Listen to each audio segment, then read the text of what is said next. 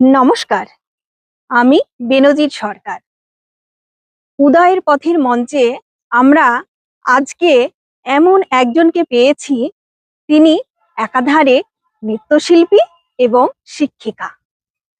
তার শৈশবের কঠিন বাস্তব জীবনে তিনি থেমে থাকেননি। তার জীবনটাকে এগিয়ে নিয়ে গিয়েছেন নৃত্যের মাধ্যমে। তিনি বিশ্বভারতী থেকে নৃত্য শিক্ষা গ্রহণ করেন। এই নৃত্যটায় তার কিন্তু শিল্প ছিল না, তার সঙ্গে সঙ্গে তার আত্মপরিচয়।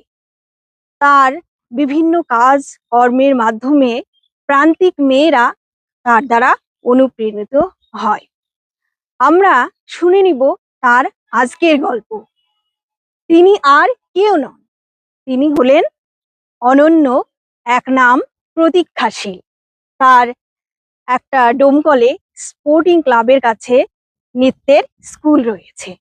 আজকে শুনবো তার কথা।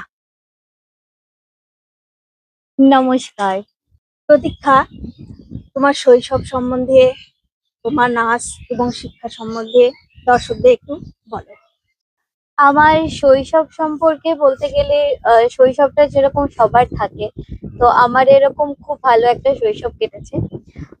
আমি, আমার বাবা, আমার মা আর আমার দাদা আমার ফ্যামিলিতে, তো আমরা চারজন মিলে খুব ভালোভাবে আমার শৈশবটাকে এনজয় করেছি।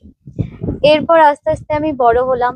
বড় হওয়ার সাথে সাথেও আমি মানে বাবা মার সাথে, ফ্যামিলির সাথে যেরকম সবাই থাকে সেরকম ভাবেই ছিলাম। তো আমার জীবনে চেঞ্জটা আসে যখন একটা মানুষের হয় না যে তার কেরিয়ারটাই বেশি ফোকাস করা উচিত। তো যেই সময়টা আমি কেরিয়ারটাকে ফোকাস করতে চেয়েছিলাম, সেই সময়টাই আমার জীবনটা একদম পাল্টে যায়। তো আমার, যখন আমি গ্রাজুয়েশনে ফার্স্ট ইয়ার, ফার্স্ট সেমিস্টার চলছে আমার, সেই সময় আমার বাবাকে হারাই। আর এরপর আমার জীবনটা অনেক কঠিন হয়। আস্তে আস্তে সেটা মানানোর চেষ্টা করি। তারপরে যখন আমি মাস্টার্সে উঠলাম, বাধা পেরিয়ে, তো মাস্টার্সের ফার্স্ট ইয়ারে, ফার্স্ট সেমিস্টারেই আমার মাকে আমি হারাই। তারপর আমার জীবনটা পুরো চেঞ্জ হয়ে যায়। তুমি তোমার মাকে হারানোর পরে সেই পরিস্থিতিটাকে কিভাবে সামলে নেবে বলো আমাদের। দেখো, মানে মা যার নেই, তার কেউ নেই পৃথিবীতে, এটা সবাই জানে। যার মা নেই, বাবা নেই, তো তার জীবনে বেঁচে থাকাটা একটা বড় লড়াই বলে আমি মনে করি। তো আমার জীবনটাও এরকম ছিল, আমার জীবনটাও প্রচুর কঠিন বাস্তবের মধ্যে দিয়ে গেছে, যেটা আমি কোনোদিনও ভাবিনি, যেটা আমি কখনোই ভাবিনি যে আমাকে এত তাড়াতাড়ি সেই দুটো মানুষকে হারাতে হবে, এবং মানে আমাকে জীবনটা তাদের ছাড়াই উপভোগ করতে হবে। তো বাবা চলে গেছিল। বাবা চলে যাওয়ার পর জিনিসটা মা ম্যানেজ করে নিয়েছিল, মা সামলে নিয়েছিল। কিন্তু মা চলে যাওয়ার পর লড়াইটা যেন খুব কঠিন হয়ে যায় আমার জন্য, কারণ সেই মেন্টাল সাপোর্টটাই আমার ছিল না। হ্যাঁ, তো কঠিন ছিল জীবনটা। আস্তে আস্তে আমি এখন অনেকটা নিজেকে শক্ত করতে পেরেছি, নিজেকে সেই জিনিসগুলো থেকে বের করে এনে সামনের দিকে এগোচ্ছি। তুমি এখন কি করছো? এখন আমি, আমার এই রিসেন্ট 6-7 মাস হবে আমার পড়াশোনা কমপ্লিট হয়েছে, মানে আমি মাস্টার্স কমপ্লিট করেছি বিশ্বভারতী থেকে। তো মাস্টার্স কমপ্লিট করার পরে আমি এই মুহূর্তে একজন ডান্স টিচার। আমার সাবজেক্ট ছিল যেহেতু ডান্সের ওপর, মানে রবীন্দ্র নৃত্য, তো সেই ক্ষেত্রে আমি এখন আমার একটা স্কুল খুলেছি, বাচ্চাদেরকে আমি নাচ শেখাই। নাচ শেখাচ্ছ? হ্যাঁ। আচ্ছা। প্রতীক্ষা, তুমি এখন কি করছো? আমি এখন কি করছি বলতে, আমার পড়াশোনা কমপ্লিট হলো এই 6-7 মাস হবে। তো আমি বিশ্বভারতী থেকে রবীন্দ্র নৃত্য নিয়ে মাস্টার্স কমপ্লিট করলাম। তো এখন আমি আপাতত বাড়িতেই। আর এর পাশাপাশি যেহেতু আমার সাবজেক্ট ডান্স ছিল, তো আমি এই জন্য বাড়িতে একটা স্কুল খুলেছি। আমি সেখানে এখন বাচ্চাদেরকে নাচ শেখাই। আজকের দিনে মেয়েদের শিল্প চর্চায় সবচেয়ে বড় বাধা, এটাকে তুমি কিভাবে নিচ্ছ? এটাকে আমি একদমই, মানে সমর্থন করতে পারছি না। কারণ আমার মনে হয় এখনকার দিনে মানে প্রত্যেকটা মেয়ে, শুধু শিল্প চর্চার দিক থেকে বলছি না, যেহেতু আমি এই লাইনে আছি বলে সেটা ঠিক আছে, বাট আমি এটা বলতে চাই যে প্রত্যেকটা মেয়েকে না স্বাবলম্বী হওয়া উচিত। মানে প্রত্যেকটা মেয়েকে নিজের পায়ে দাঁড়ানো উচিত নিজের মতন করে। মানে তারা যেটাতে ভালো থাকে, তারা যেটা করে ইনকাম করতে পারবে সম্মানের পথে, সেটা তার করা উচিত। এবার সেটাকে মানুষ ভালো চোখে দেখে না যখন সেই শিল্পর দিকটা বেছে নেয়, ঠিক আছে? সেরকম আমাকেও অনেক কথা শুনতে হয়েছে অনেকের কাছে, কিন্তু সেই কথাগুলোকে আমি পাত্তা দিইনি। কারণ আমার মানে আমার পেছনে আমার সাপোর্ট ছিল আমার বাবা, আমার মা। তারা জিনিসটাকে খুব ভালোভাবে সাপোর্ট করেছিল যে না তুই এগিয়ে যা, নাচ নিয়ে অসুবিধা নেই, আমরা আমরা সাথে আছি, আমাদের কোনো সমস্যা নেই, যেহেতু তুই এটাকে ভালোবাসিস। তো আমার মনে হয় প্রত্যেকটা মেয়ের, যদি তারা শিল্পকে নিয়ে ভালোবাসে, শিল্পকে নিয়ে বাঁচতে চায়, তাহলে তাদের ফ্যামিলির সাপোর্টটা সব থেকে বড় সাপোর্ট। আদার্স কে কি বললো এটাতে না ফোকাস করে তারা ফ্যামিলিতে যদি সেই সাপোর্টটা পায়, তাহলে এগিয়ে যাওয়া উচিত। খুব ভালো কথা। আর তুমি বলবে তো তোমার নৃত্য গুরুর একজন নাম? নৃত্য গুরু, আমি তাদেরকে মানি যাদের কাছে আমি নাচটা আরো ভালোভাবে বুঝেছি, নাচটা আমি ভালোভাবে শিখেছি।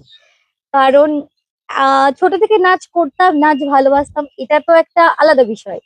কিন্তু নাচটা অ্যাকচুয়ালি কি, বিশেষ করে রবীন্দ্র নৃত্যটা অ্যাকচুয়ালি কি, সেটা আমি শিখেছি বিশ্বভারতীতে যাওয়ার পর। কারণ সেখানে যে একটা আদর্শ আছে আমাদের রবীন্দ্রনাথ ঠাকুরের নাচের প্রতি, তো সেইটা আমাদের যে এখন ওখানে যারা আমার গুরু ছিলেন, তো তারাই আমাদেরকে শিখিয়েছেন। এবার তাদের দেখেই আমরা ইন্সপায়ার হয়েছি যে না, আমাদের তাদের মতন হতে হবে, বা তাদের নাচ দেখে আমাদের মনে হয় যে আমাদের এরকম একজন শিল্পী হয়ে উঠতে হবে। তো আমার তিনজন গুরু ওখানে যিনি ছিলেন আমাদের রবীন্দ্র নৃত্যে, তিনি হলেন বসন্ত মুখোপাধ্যায়, অমর্ত্য মুখোপাধ্যায়, আর শ্রুতি বন্দ্যোপাধ্যায়। তো এই তিনজন গুরু আমার জীবনের আদর্শ বলে আমি মনে করি। আমার নাচের স্কুলের নাম প্রদীক্ষা নৃত্যাঙ্গন। অনেকে এটা ভুল করে বলে প্রতীক্ষা, কারণ আমার নাম যেহেতু প্রতীক্ষা। তো অ্যাকচুয়ালি এটা প্রতীক্ষা নয়, প্রদীক্ষা। প্রদীক্ষা রাখার একটাই কারণ, আমার বাবার নাম ছিল প্রদীপ। তো সেই প্রদীপ আর আমার নাম প্রতীক্ষা, এই দুটো নামের সংমিশ্রণেই হয়েছে প্রদীক্ষা নৃত্যাঙ্গন। তো আমি আসলে চাই যে আমার বাবা এখন না থাকলেও আমার নাচের স্কুলের মাধ্যমে, আমার নাচের স্কুলের নামের মাধ্যমে সেই মানুষটাকে সারা জীবন বাঁচিয়ে রাখতে। এই জন্য আমার স্কুলের নাম এইটা। আর আমার স্কুলে মেনলি রবীন্দ্রনৃত্য শেখানো হয়, যেহেতু আমার নিজের সাবজেক্ট ছিল রবীন্দ্রনৃত্য। তো এই কারণে। আর এর পাশাপাশি লোকনৃত্য, আধুনিক নৃত্য, নজরুল নৃত্য, আর ক্লাসিক্যাল যেই সমস্ত নাচ আছে সেই সমস্ত নাচের বেসিকটুকু শেখানো হয়। এক কথায় বলা যেতে পারে যে আমার নাচের স্কুলে রুচিসম্মত গানের নাচই শেখানো হয়। হুম, নাচের পথে অবশ্যই আমার আর্থিক দিকের বাধা, মানে সামাজিক দিকটা যতটাও কম ছিল, আর্থিক দিকের বাধা অবশ্যই এসেছে। কারণ এটা আমি প্রথম দিকে কখনো ফিল করিনি যখন আমার বাবা মা আমার সাথে ছিল। তারপর যখন হঠাৎ করে আমার বাবা চলে যায়, তখন আমি কিছুটা বুঝতে পারি, কিন্তু তাও এতটাও বুঝতে পারিনি, কারণ আমার মা সবটা সামলে নিয়েছিল। মা চেষ্টা করেছিল সেই অভাবটা আমাকে কখনো না দিতে, যে আমার বাবা নেই, আমার আর্থিক দিকে সমস্যা। কারণ তখন সমস্যা হওয়াটা খুব স্বাভাবিক, কারণ আমার বাড়ির যে মেন ইনকামের সোর্স, সেই মানুষটা আমাদের ছেড়ে চলে গেছিলো। দেখো, মানুষের তো স্বপ্নের শেষ নেই। তো আমার আমার অনেক স্বপ্ন আছে, কিন্তু তার মধ্যে সবথেকে বড় যেটা স্বপ্ন, যেটা আমি আমার নাচের স্কুলকে নিয়ে দেখি, যে আমার নাচের স্কুলটা একদিন অনেক বড় হবে, একদিন অনেক বড় জায়গায় যাবে, যাতে লোকে এক নামে আমার নাচের স্কুলকে সবাই চেনে। আমার কাছে মানে এই প্রশ্নটা হচ্ছে যে একটা মানে স্বপ্নের মতন, ঠিক আছে? যে আমার কাছে আমার বাবা মা যদি এখন বেঁচে থাকতো, আমার কাছে থাকতো, তাহলে আমি তাদের কি বলতে চাইতাম? তাদের আমি এটাই বলতে চাইতাম, বা আমি এখনও চাই যে তারা আমার লাইফে ফিরে আসুক। জানি সেটা কখনো পসিবল না, বাট আমি এটাই বলতে চাই তাদেরকে, যে তোমাদের গুড্ডি আজ অনেক বড় হয়ে গেছে। মানে আমি কখনো ভাবিনি যে এত এত ছোটোতে, এত অল্প বয়সে আমাকে এত দিককার দায়িত্ব নিতে হবে, এত দিককার ব্যাপার সামলাতে হবে। কারণ আমি আমার বাবা মার কাছে, প্রত্যেকটা বাচ্চাই তার বাবা মার কাছে আদরের হয়, তো আমিও আদরে ছিলাম। আমাকে কখনো এত কিছু বুঝতেই হয়নি, কখনো এত চাপ দায়িত্ব নিতেই হয়নি। আমি না এখনও নিজেকে যখন আয়নার সামনে দেখি, আমার মনে হয় এই গুড্ডিটা, মানে আজ থেকে 5 বছর আগের গুড্ডি আর 5 বছর পরে এখনকার গুড্ডির মধ্যে অনেক তফাৎ। এখনকার গুড্ডি না নিজেকে ভালো রাখার থেকে সবাইকে নিয়ে ভাবে বেশি, সবাইকে ভালো রাখতে চায় বেশি। তো এটাই আমি তাদেরকে বলতাম যে তোমার মেয়ে বড় হয়ে গেছে, তোমার মেয়ে এখন অনেক দায়িত্ববান হয়ে গেছে, আর তোমাদের স্বপ্নগুলো তোমাদের আদর্শে, তোমাদের দেখানো পথে থেকে চেষ্টা করছে স্বপ্নগুলো পূরণ করার। শুধু তোমরা পাশে এভাবেই থেকো, সামনাসামনি না থাকলেও যেরমভাবে থাকো সেরমভাবেই থেকো। তো এটাই আমি বলতে চাই, মানে তারা যদি আমার সামনে থাকে। তুমি তো খুব কষ্টের মাধ্যমে জীবনটাকে এগিয়ে নিয়ে যাচ্ছ। তুমি এখন প্রান্তিক মেয়েদের কিছু বার্তা দিতে চাও? অবশ্যই আমি বার্তা। বার্তা দিতে চাই এটাই, যে প্রত্যেকটা মেয়ে, সবার মধ্যে কোনো না কোনো স্বপ্ন থাকে। তো তারা যদি সেই জিনিসটাকে মানে বেশি করে ফোকাস করে, মানে বাকি আদার্স গুলোকে পেছনে রেখে সবার, কারণ তুমি যখনই না একটা উন্নতির দিকে যাবে, তোমাকে সবাই চেষ্টা করবে নামানোর। তো আমি তাদেরকে একটা কথাই বলতে চাই যে তোমরা কারোর কথা শোনো না। তোমাদের যেটা মনে হয়, তোমাদের যেটা, তোমরা ভালো থাকবে। নিজেকে এখন মানুষ না ভালো রাখতে ভুলে গেছে, এখন সবার কথা ভাবতে গিয়ে নিজেকে ভালোবাসতে মানুষ ভুলে গেছে। তো আমার মনে হয় যে তাদের যেটা ইচ্ছে, তাদের যেটা আনন্দের জায়গা, তো সেই কেরিয়ারে তারা ফোকাস করুক, এবং আশেপাশের বাধাগুলো তারা পেরিয়ে, তাদেরকে একদম অ্যাভয়েড করে নিজের লক্ষ্যে পৌঁছে যায়, তো তারা নিশ্চয়ই সাকসেস পাবে। একদম, আমরাও তাই দেখি যে অনেক মেয়ে আছে, ভয় ভীতি কাজ করে, একদম আস্থা পায় না, অনেক স্বপ্ন আছে ওদের, কিন্তু স্বপ্নগুলোকে পূরণ পূরণ করতে করতে হবে। পারে না। খুব ভালো লাগলো। আজকে আমার শেষ প্রশ্ন, তুমি উদয়ের পথে মঞ্চে বা উদয়ের পথে এই সংগঠনের জন্য আগামী দিনে কি বার্তা দিতে চাও? উদয়ের পথে এমন একটা সংগঠন, মানে আমাদের ডোমকলের বুকে, যেটা মানুষদের অনেক সাহায্য করছে, অনেক যারা অসহায় মানুষ তাদের পাশে এমন ভাবে উদয়ের পথে দাঁড়াচ্ছে। ভবিষ্যতে এটা মানে আরো বেশি দূর ছড়াবে, সেটা বোঝাই যাচ্ছে যে এর ভবিষ্যৎ অনেক উজ্জ্বল। তো আমি এই সংগঠনের একজন, মানে এখানে থাকতে পেরে, একজন হতে পেরে নিজেকে অনেক ধন্য মনে করি। এবার আমার সেরকম এখনো সেই আহ, মানে ইয়েটা হয়নি যে আমি কিছু করব মানুষের জন্য, কিন্তু আমার ইচ্ছে অবশ্যই আছে। আমি যদি ভবিষ্যতে সেরকম কোনো জায়গায় যেতে পারি বা সেই সুযোগটা পাই, আমি অবশ্যই উদয়ের পথে সাহায্য নিয়ে গরিব মানুষদের পাশে, অসহায় মানুষদের পাশে দাঁড়াতে চাই। খুব ভালো লাগলো প্রতীক্ষা।